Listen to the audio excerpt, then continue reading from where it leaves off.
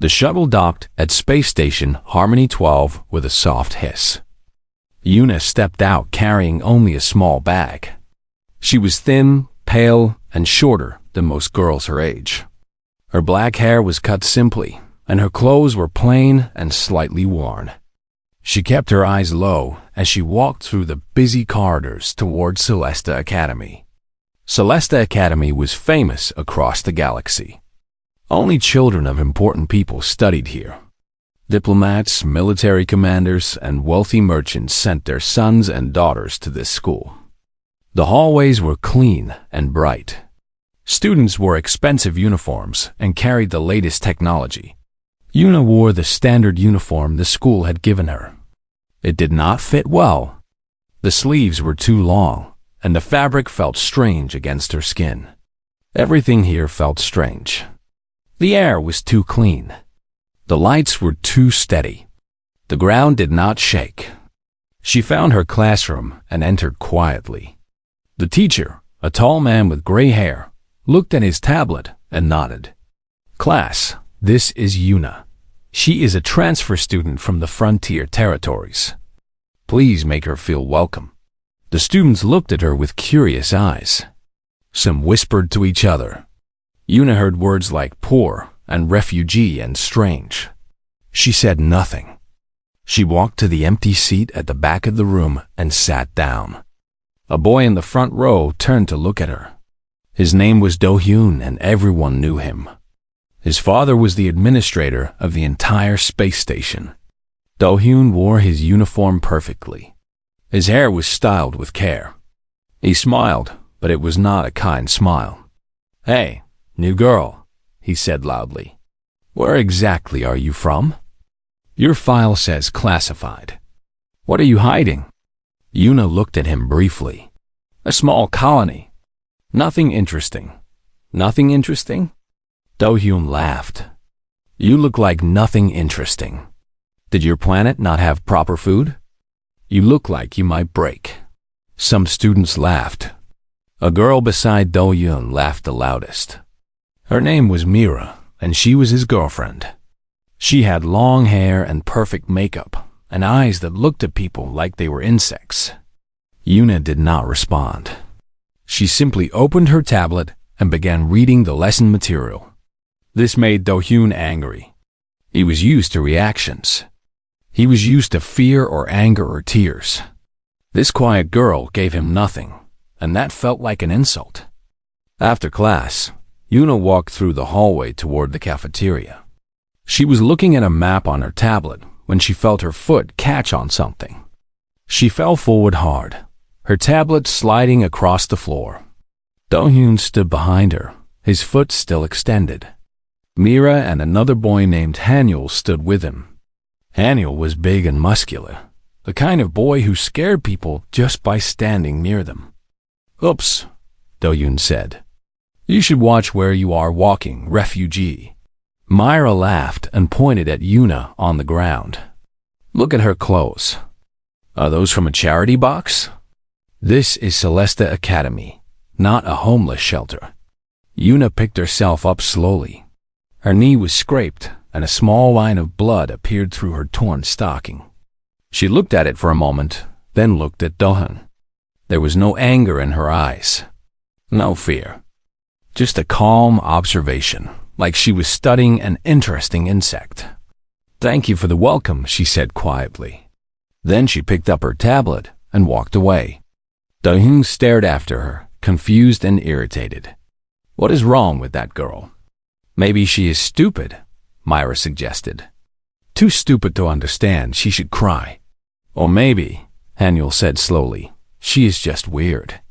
In the cafeteria, Yuna sat alone at a corner table.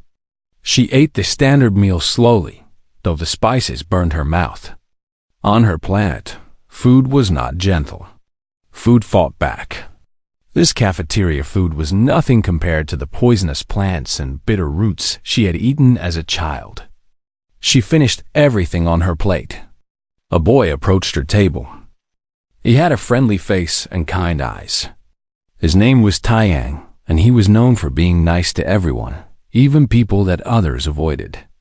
"Hey, he said. "Can I sit here?" Yuna looked up at him. She studied his face for a moment, searching for hidden cruelty. She found none. "If you want," she said. Taiyang sat down across from her. "I saw what Do-yoon did. He is a terrible person. I'm sorry that happened on your first day. It is fine." "It is not fine," Taiyang said firmly. "Nobody should be treated that way. If you need someone to show you around or help you with anything, I am happy to help." Yuna looked at him for a long moment. Then she spoke carefully. "You should not be kind to me. It will cause you problems." Taiyang laughed. "I can handle problems. Besides, Da-hyun is all talk. His father protects him, but he cannot actually do anything serious." Yuna did not argue. She simply nodded and returned to her meal. But inside, she felt something she had not expected to feel on this station. A small warmth. A small hope that maybe not everyone here was cruel. That night, Yuna sat alone in her small room. The room was clean and comfortable, with a soft bed and a window that showed the stars outside. Everything was peaceful and safe. She hated it. She missed the sound of storms. She missed the constant vigilance, the need to always be aware, always be ready. Here, everything was soft. Everything was easy. It made her feel like she was slowly falling asleep and might never wake up. She opened her bag and pulled out a small metal case. Inside were 3 items. The first was a military emergency beacon. If she pressed it, a rescue ship would come within hours. It was only for absolute emergencies. The second was a small vial filled with glowing blue liquid. Medicine from her planet. It could heal wounds that would kill a normal human. She had only 3 doses left.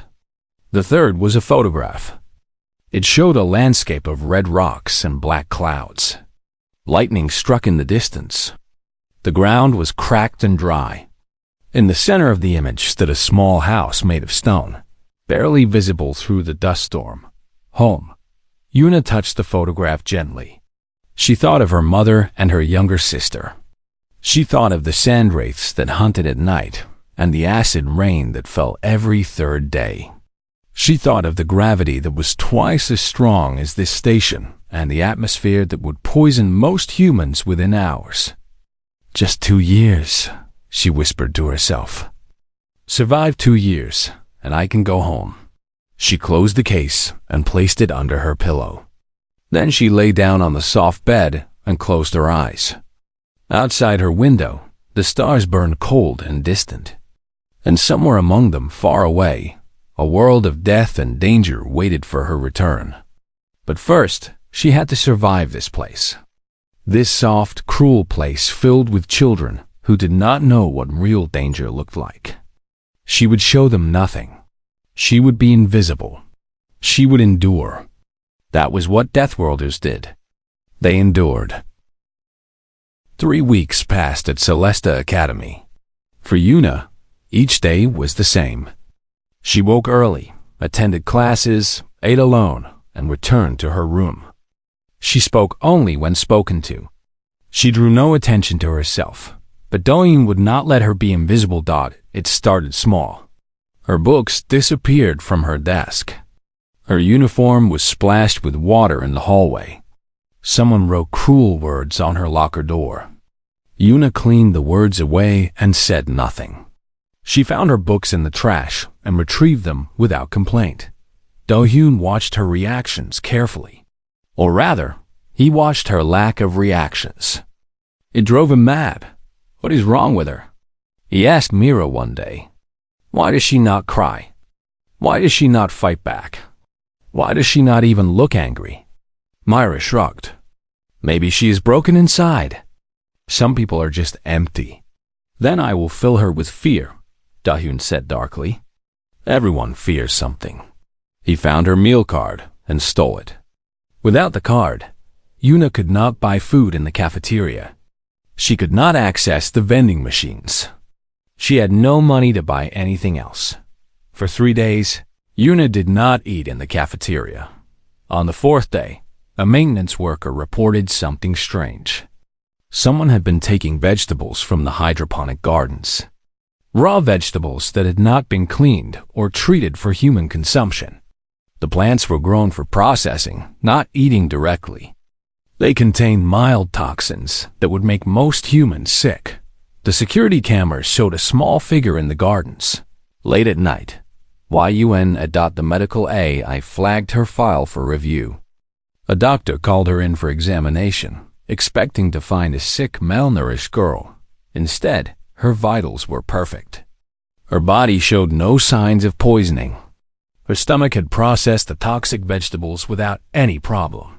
The doctor was confused. "How do you feel?" he asked. "Fine," Yuna said. "You ate raw plants that should have made you very ill." Yuna looked at him calmly. "The taste was not good, but I have eaten worse things." The doctor did not know what to say. He marked her file as unusual and let her go. That same week, Hanel decided to take direct action. He found Yuna alone in an empty corridor after classes. The hallway was dim, and no one else was around. He walked toward her with heavy steps.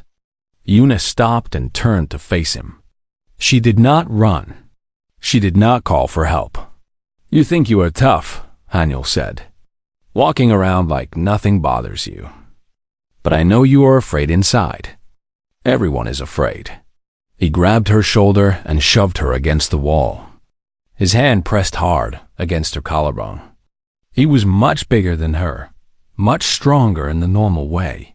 Yuna looked at his hand, then looked at his face. Her expression did not change. Her breathing did not quicken. Her heart, if he could have heard it, beat at exactly the same pace as before. "You should let go," she said quietly. Hanel laughed. "Or what? You will scream?" "No one will hear you. I will not scream." "Then what will you do?" For a moment, something flickered in Yuna's eyes. Her hand moved slightly, just a tiny twitch toward his throat. Every instinct in her body told her to strike. On her planet, you did not wait. You did not give warnings. If something threatened you, you killed it before it killed you. But she stopped herself. She forced her hand to stay still. She made her body go limp. This was not her planet. These were not predators. These were children. Stupid, cruel children who did not understand what they were playing with. Hanel felt her go weak in his grip. He smiled, thinking he had won. He shoved her once more and then let go. "Remember this," he said. "Stay out of our way, refugee." He walked away, feeling powerful. Yuna watched him go.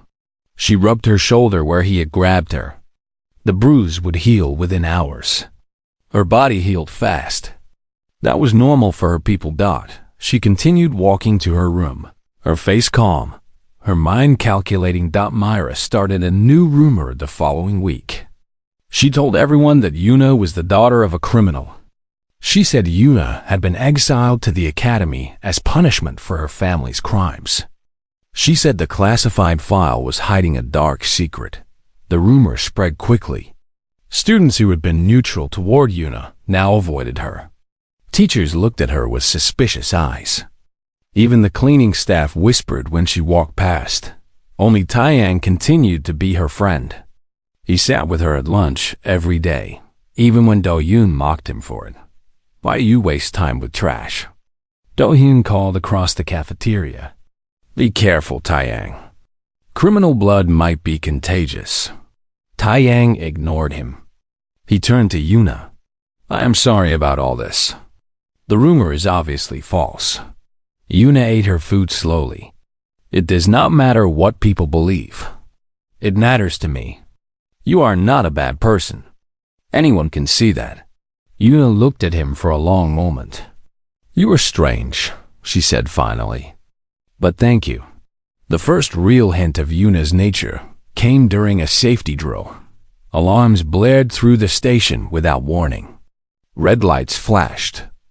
A computerized voice announced a simulated hull breach in Section 7. All students were ordered to evacuate to emergency. Shelters immediately. Chaos erupted. Students screamed and ran. They pushed each other in their hurry to reach safety. Teachers shouted instructions that no one heard. Yuna walked. She moved through the panicking crowd at a calm, steady pace. Her face showed no fear. Her body showed no stress. She walked toward the shelter like she was taking a pleasant stroll. A teacher grabbed her arm. "Why are you not running? This is an emergency." Yuna looked at him with those strange, calm eyes. If the hull actually breached, the pressure difference would kill everyone in this section within 4 minutes. Running would waste oxygen and energy. Panic serves no purpose. The teacher stared at her, shocked. "It is only a drill," Yuna added. "The real alarms have a different sound frequency." She continued walking, leaving the teacher frozen in place. In the control room, Instructor Jisoo watched the security feeds. She had been monitoring the drill, checking how students responded to emergency situations. Most performed poorly. They panicked, they made mistakes, they forgot their training. But one student caught her attention. A small girl walking calmly through the chaos. A girl who seemed completely unbothered by what should have been a terrifying situation. Jisoo pulled up the girl's file. Name, Yuna. Origin, classified frontier territory. She dug deeper, using her military clearance to access restricted information. What she found made her blood run cold. The girl was not from a frontier colony. She was from Kara 7. The file had been sealed to protect her identity, but Jisoo had served in the military. She knew what Kara 7 was. Class -9 Deathworld. Gravity twice the standard. Toxic atmosphere. Extreme weather. Predators that could tear through armored vehicles. Nothing survived there without becoming something dangerous. This girl, this small quiet girl that students bullied and teachers ignored, had grown up in a hell that would kill trained Marines within days. Jisoo immediately contacted the academy director through a private channel.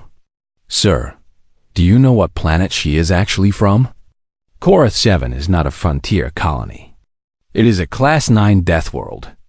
That girl has survived things that would kill most adults. The director's voice was dismissive. She passed all psychological tests. She shows no violent tendencies. She is just a child, instructor. What could possibly happen? Jisoo wanted to argue, but the director ended the communication. She looked back at the security feed. Yuna had reached the shelter and was sitting quietly while other students caught their breath around her. Just a child, the director had said. Jisoo shook her head. That girl was not just a child. That girl was a predator wearing the skin of prey. And sooner or later, someone was going to find out the hard way. The auditorium was completely silent. Hundreds of people held their breath, watching the small girl stand before Do-hyun. Something was about to happen. Everyone could feel it. Do-hyun's survival instinct screamed at him to apologize, to back away, to run. But his pride was stronger. He had never backed down from anyone. He was the son of the station administrator. He was untouchable. "You think you scare me?" he forced out, his voice cracking slightly. "You are nobody. Your planet is trash. Your family is trash. You are just..." Yuna began speaking. Her voice was calm and quiet, but it carried through the auditorium like she was speaking directly into everyone's ear. "Your father accepted 3 bribes last month from shipping companies to avoid safety inspections. The amounts were 12,000, 8,000, and 15,000 credits. The transactions went through a shell account registered under your mother's maiden name." Do-hyun's face went white. Yuna continued. "You have been cheating on every major examination for 2 years. You pay a student named Kyung-soo to hack the testing systems. You send him payment through a gaming account to hide the transfers." Whispers spread through the audience. Teachers exchanged shocked looks. The director leaned forward in his seat. Your girlfriend Mira has been seeing another boy behind your back for 3 months. His name is Yogyuk from the engineering department. They meet in storage room C7 every Tuesday and Thursday. Myra screamed from her seat. That is not true. She is lying. But her face was red and her hands were shaking. Everyone could see the truth. Yuna looked at Do-hyun with those ancient, calm eyes. You think information is hard to find. I have been watching. I have been listening. For weeks, while you played your games, I was learning everything about you. Every secret, every weakness, every lie. She tilted her head slightly. On my planet, we do not survive through strength alone. We survive through patience, through observation, through knowing our enemies better than they know themselves. Dawn stood up suddenly, his chair falling backward with a crash. His face twisted with rage. Shut up! Shut up! He swung his fist at her face. What happened next would be replayed on security footage hundreds of times. Students would describe it to their parents. Teachers would analyze it in disbelief. Yuna moved Dot to normal eyes. She simply was not there anymore. One moment, Do-hyun's fist was flying toward her face. The next moment, she was standing 2 steps to the side, completely untouched. Do-hyun's momentum carried him forward. He stumbled, off balance. Yuna did not hit him. She simply placed her hand on his back and guided him gently forward. Using his own movement against him, Do-hyun crashed through the refreshment table. Glass bowls shattered. Punch spilled across the floor. Cookies and cakes scattered everywhere. He lay in the mess, covered in food and broken glass, groaning in pain. He had not been struck, not even once. But he was defeated. Haniel roared and charged from the doorway. He was 3 times Yuna's size, all muscle and rage. On any normal day, he would crush someone like her without trying. Yuna watched him come. At the last moment, she dropped low and moved forward instead of backward. Haniel's hands grabbed empty air where she had been. Her small body passed under his reach. Then she was behind him. Her foot hooked his ankle. Her hand pushed his shoulder. Simple movements, tiny forces applied at exactly the right moments. Haniel went down like a falling tree. He hit the ground hard, knocking the breath from his lungs. Before he could move, Yuna was on him, her knee on his back, her hands controlling his arm in a lock that he could not escape. Yield, she said quietly. He struggled. The pain in his arm increased. It felt like his elbow would break if he moved another centimeter. Yield! He screamed. Yuna released him immediately and stood up, stepping back. She was not even breathing hard. The entire fight had taken less than 10 seconds. Myra was backing toward the exit, her face pale with terror. She held her phone in. Shaking hands, the video she had been recording still playing. Yuna's voice reached her from across the auditorium. The video, deleted. Now, Myra looked at the phone. Looked at Yuna. Looked at Do-hyun lying in the broken refreshments and Haniel gasping on the floor. She deleted the video. Instructor Jisoo pushed through the crowd with security officers behind her. She had been watching the feeds from the control room. She had seen everything. Everyone stay calm, she shouted. Security is handling this situation. But when she reached Yuna, she found the girl standing quietly, hands at her sides. Do-hyun and Haniel were the ones injured. Yuna did not have a single mark on her. The security officers looked uncertain. Who should they restrain? The small girl who had not thrown a single punch? Or the boys who had clearly attacked her first? Jisoo approached Yuna carefully. Are you hurt? No. Do you want to explain what happened? Yuna pointed at the screens, which still showed her fake criminal record. They created false accusations and broadcast them publicly. When I tried to leave, the large one blocked the exit and assaulted my friend. The other one attacked me physically. I defended myself without causing serious harm. Her voice was calm, factual, like she was describing the weather. Jisoo looked at Taeyang, who was being helped by another student.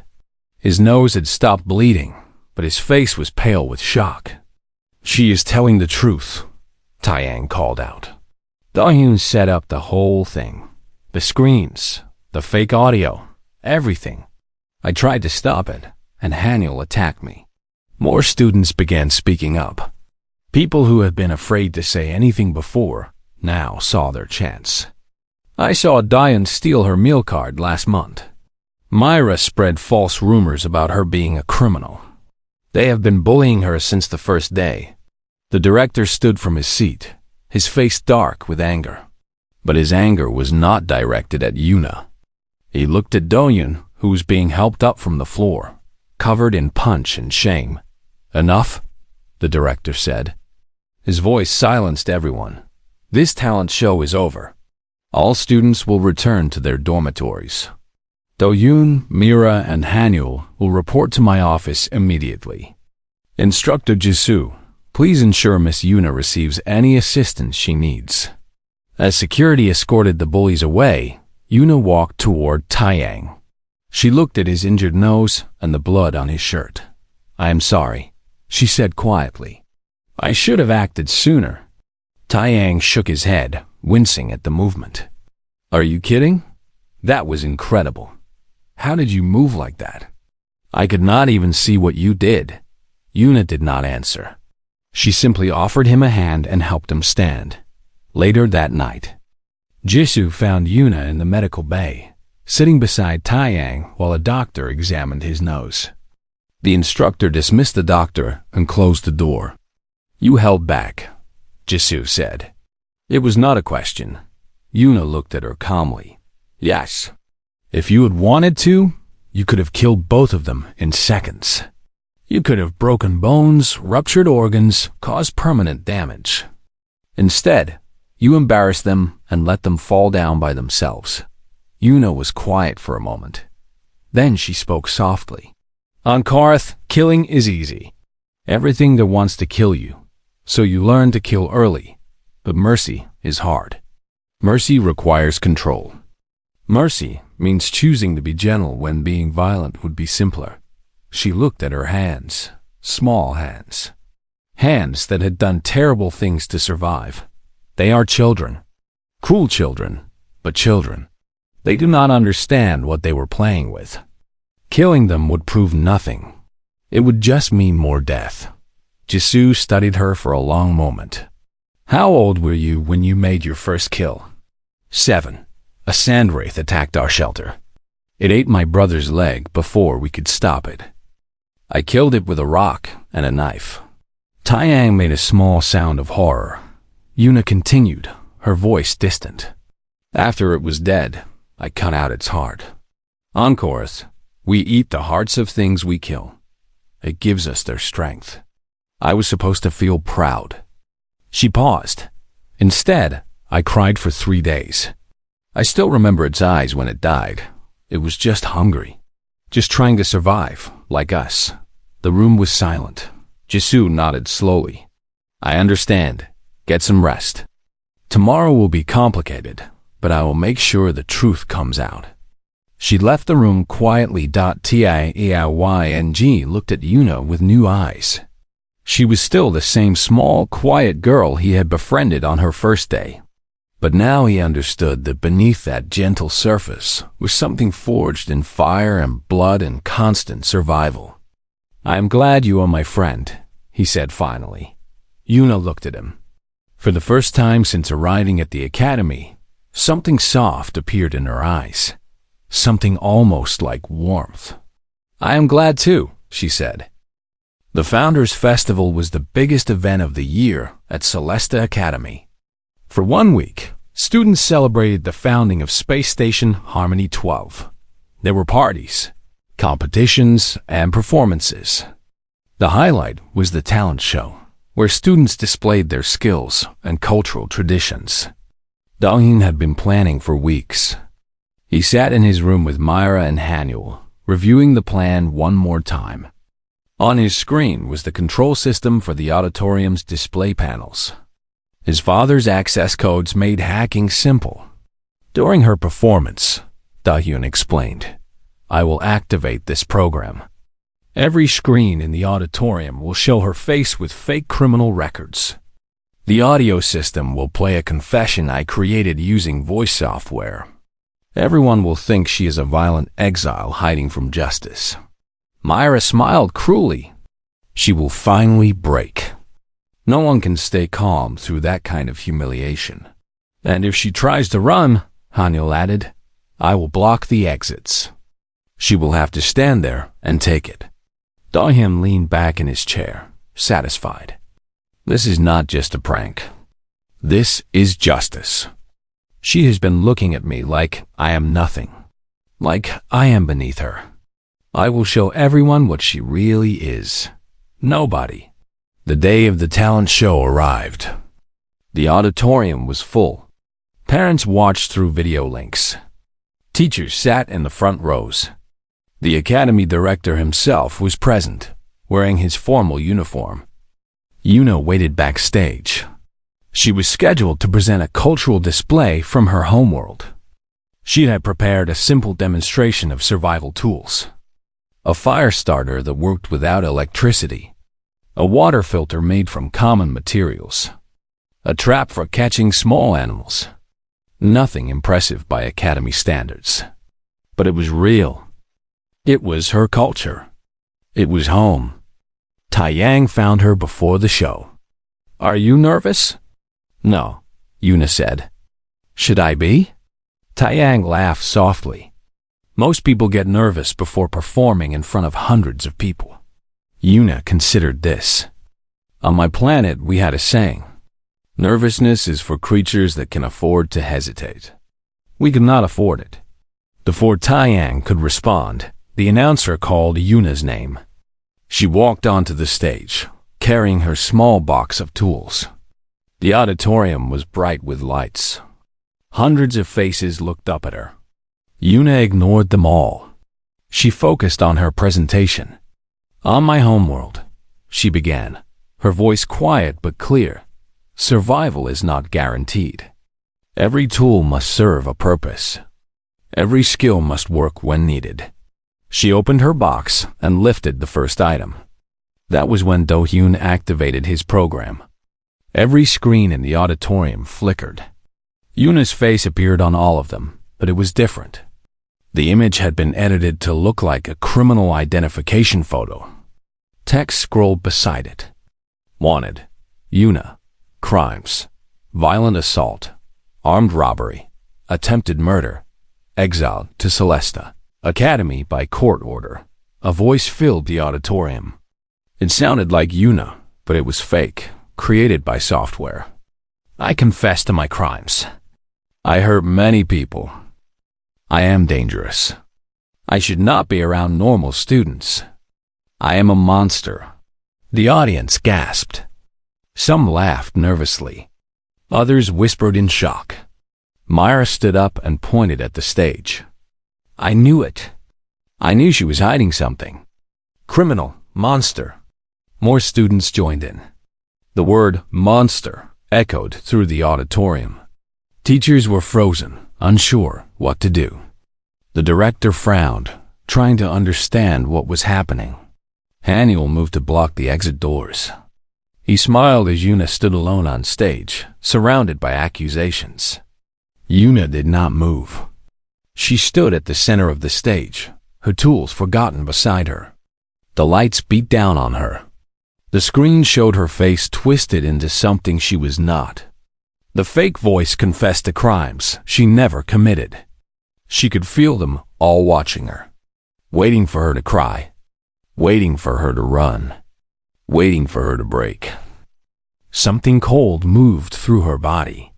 It started in her chest and spread outward. It was not anger.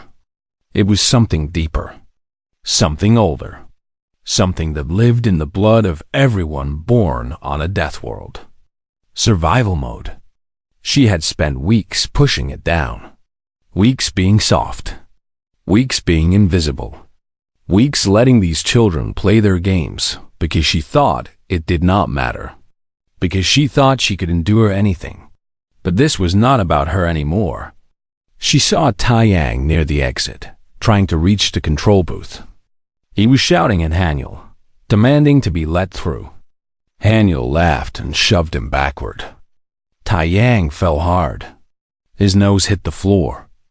Blood spread across the polished surface. Yuna saw the blood. Something inside her went very, very still. On Korath 7, blood meant death. Blood meant a predator was close. Blood meant you had seconds to act or you would be next. And blood from someone who was kind to you meant something else entirely. It meant war. Yuna's eyes changed. The soft, passive look disappeared. What replaced it was something that made several nearby students step backward without knowing why. It was the look of something that had killed before and would kill again if necessary. She spoke. Her voice was not loud, but it carried across the entire auditorium. It cut through the noise like a blade. This was a technique her people used on Korath 7, a way of projecting sound across great distances to disorient prey and communicate during storms. You have made a mistake. The auditorium went silent. Even the fake audio stopped, the system crashing from the sudden sound interference. Yuna stepped off the stage. She did not hurry. She did not run. She walked with a smooth, flowing movement that seemed wrong somehow. Too efficient. Too controlled. Like a predator approaching wounded prey. The crowd parted around her. Students who had been laughing moments ago now pressed themselves against the walls. They did not understand why they were afraid. Their bodies understood before their minds did. Do-hyun was still in his seat, his hand on his tablet, frozen. He had expected tears. He had expected screaming. He had not expected this. Yuna stopped directly in front of him. She was shorter than him. She was thinner than him. She looked like she would break if he touched her. But his hands were shaking. "You hurt him," Yuna said quietly, looking toward where Taiyang sat holding his bleeding nose. "He was kind. You hurt kind things." Do-hyun tried to laugh. It came out wrong, high-pitched, and nervous. "What are you going to do about it? Refugee? Cry? Tell a teacher?" Yuna smiled. It was the first time anyone at the academy had seen her smile. Later, students would describe it differently. Some said it was cold. Some said it was empty. Some said it was the smile of something that had forgotten how humans smiled and was trying to remember. All of them agreed on one thing. It was not a pleasant expression. "On my world," Yuna said softly, "we have a saying." She leaned closer to Do-hyun, close enough that only he could hear her next words. "Never corner something that can kill you." The color drained from Do-hyun's face. In that moment, looking into Yuna's eyes, he understood something that his privileged life had never taught him. He understood that there were things in the universe that did not care about his father's power. Things that did not care about his money, or his status, or his cruelty. Things that looked at humans the way humans looked at insects. And one of those things was standing right in front of him, wearing the body of a small, quiet girl, waiting. The days following the incident changed everything at Celesta Academy. Do-hyun's father arrived on the station within hours. He was a large man with cold eyes and an expensive suit. He stormed into the director's office, demanding that Yuna be expelled immediately. He called her dangerous. He called her a threat to student safety. He threatened to use his position to shut down the entire academy. The director listened politely. Then, he activated a screen. The screen showed security footage from the auditorium. It showed Do-hyun hacking the display systems. It showed Haniel attacking Taiyang. It showed Do-hyun throwing the first punch at Yuna. It showed Yuna defending herself without causing any serious injuries. Then the director showed something else. Evidence of the bribes that Yuna had mentioned. Transaction records. Communication logs. Everything she had described was true. Daryu's father went very pale. "Your son has been bullying students for years," the director said calmly. "He has cheated on examinations. He has stolen from classmates. He has created a hostile environment that this institution has failed to address. That failure ends today." The administrator tried to argue. He made more threats. He promised consequences. Instructor Jisoo stepped forward. She held a military tablet in her hands. "I would think carefully before making threats," she said quietly. "Miss Yuna is under the protection of the Frontier Development Commission. Her identity is classified for a reason. If you attempt to harm her or interfere with her education, the Commission will respond. They do not negotiate. They do not forgive. And they protect their own." She did not specify what the Commission would do. She did not need to. Do-hyun's father left that night without his son. Do-hyun was suspended for the remainder of the semester. He would return to the station, but to a different school. His time at Celeste Academy was over. Myra transferred within the week. Her parents were horrified by what she had done. They sent her to a strict boarding school on a different station, hoping distance would help her become a better person. Haniel stayed. That surprised everyone, including Yuna. He found her in the hydroponic garden 3 days after the incident. She was tending to the plants she had once stolen from, carefully watering a row of vegetables. Haniel stood at the entrance, his large body blocking the light. But he did not enter aggressively. He stood there, waiting. Yuna continued her work. "You can come in." He walked forward slowly. His arm was in a sling from the joint lock she had used. The doctor said it would heal in a week. "I came to apologize," he said. His voice was rough, like speaking these words hurt him. Yuna looked at him, waiting.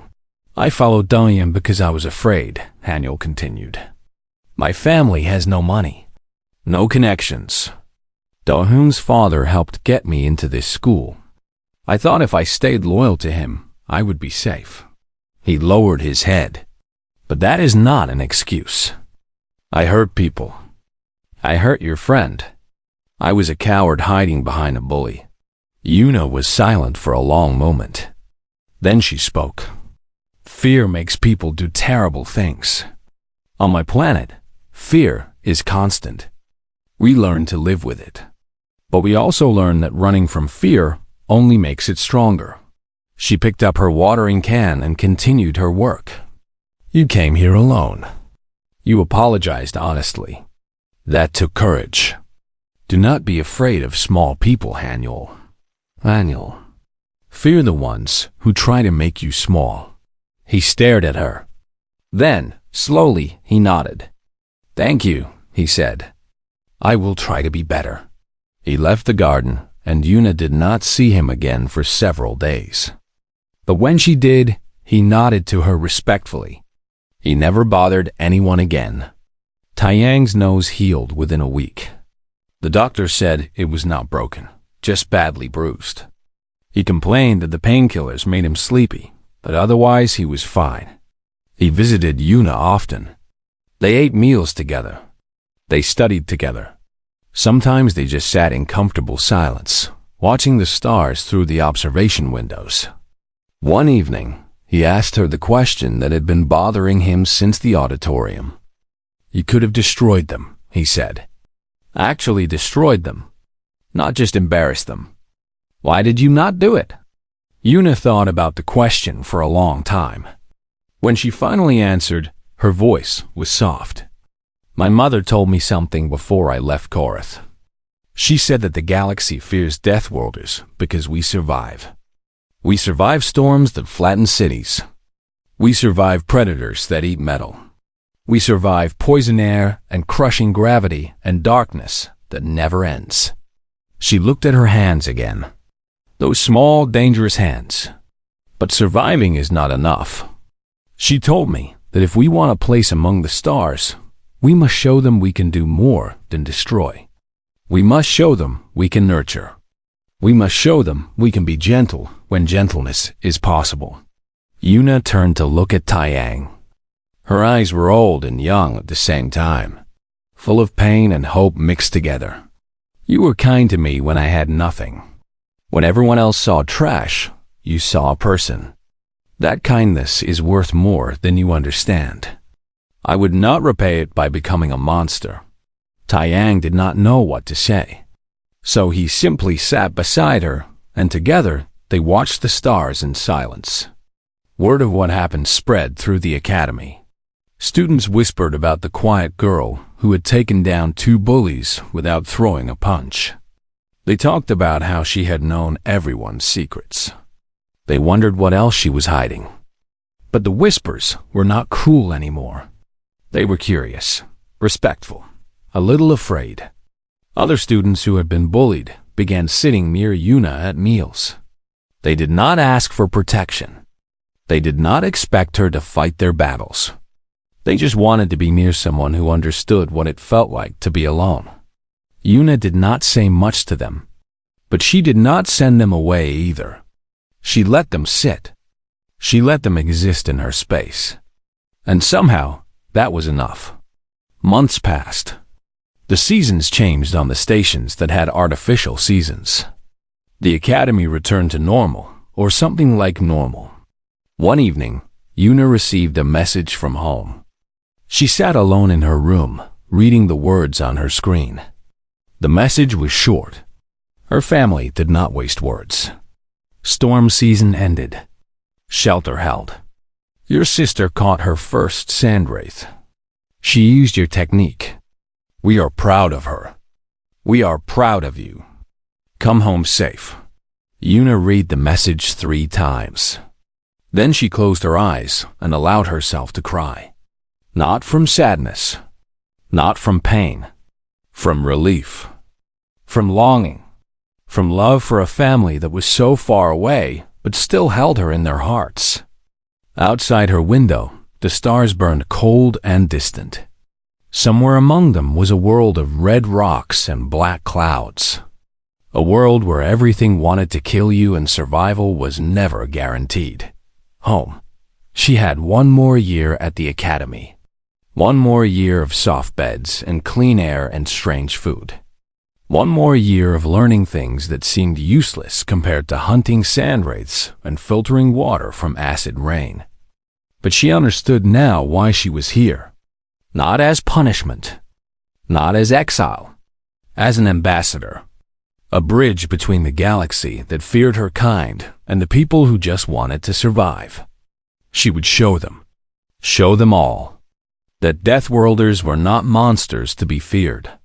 They were survivors who had learned the hardest lessons the universe could teach. And the most important lesson of all was this. True strength was not about how hard you could hit. It was about knowing when not to hit at all. Yuna wiped her tears and looked out at the stars 1 more time. Then she opened her textbooks and began to study. There was still so much to learn. So much to prove. So much kindness to repay. But she had time. She had patience. She had survived worse than homework. She was a Deathworld girl. And the universe had better be ready.